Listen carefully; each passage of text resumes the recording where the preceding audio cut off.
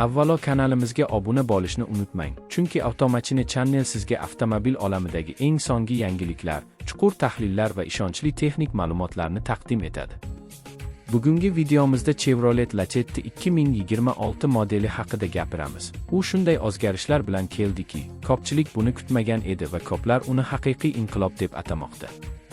Avtomashina Channel doimo real faktlar va haydovchi tajribasiga asoslangan sharhlar beradi. Shuning uchun biz bilan qoling. Chevrolet Lacetti 2026 tashqi ko'rinishidan boshlab sezilarli darajada yangilangan. Old panjarasi yanada agressiv va zamonaviy dizaynga ega bo'lib, LED kunduzgi chiroqlar avtomobilga premium kayfiyat bag'ishlaydi. Kuzov chiziqlari silliq va aerodinamik bo'lib, yo'lda barqarorlikni oshirishga xizmat qiladi. Orqa qismida yangi dizayndagi fonarlar va yangilangan bamper Lacetti'ni avvalgi avlodlardan ancha farqlab turadi.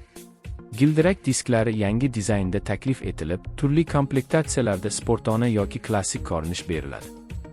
Ranglar palitrasi ham kengaytirilgan bo'lib, yoshlar va oilaviy haydovchilar uchun mos variantlar taklif etiladi. Salon ichida esa eng katta o'zgarishlar ko'zga tashlanadi. 2026 yilgi Lacetti endi raqamli asboblar paneli va katta sensorli multimedia ekraniga ega. Apple CarPlay va Android Auto to'liq qo'llab-quvvatlanadi. Ovozli boshqaruv tizimi esa haydovchini chalgitmasdan avtomobilni boshqarishga yordam beradi. Rul boshqaruvi ko'p funksiyali bo'lib, barcha asosiy buyruqlarni qo'ldan uzmasdan bajarish mumkin. Materiallar sifati sezilarli yaxshilangan, o'rindiqlar ergonomik va uzoq safarlar uchun qulay qilib ishlangan. Orqa qatordagi joy ham kengaytirilgan bo'lib, oyoqlar uchun yetarli masofa va bosh uchun qulaylik ta'minlangan. Texnik ko'rsatkichlarga keladigan bo'lsak, Chevrolet Lacetti 2026 bir nechta dvigatel variantlari bilan taqdim etiladi.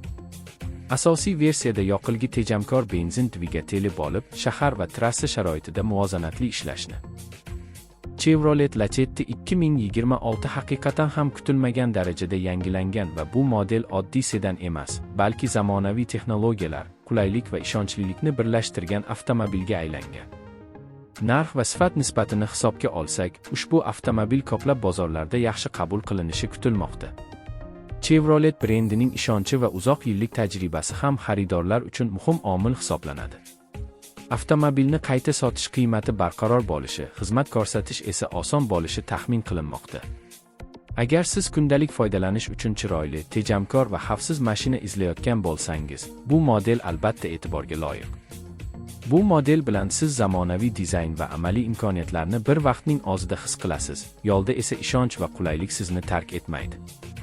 Videomiz sizga foydali bo'lgan bo'lsa, oxirigacha ko'rib, Avtomashina Channelga obuna bo'lishni va videoni yoqtirishni unutmang. Chunki oldinda yana ko'plab qiziqarli avtomobil sharhlari sizni kutmoqda va har bir yangi video siz uchun foydali ma'lumotlar, real testlar hamda halol xulosalar bilan to'ldiriladi.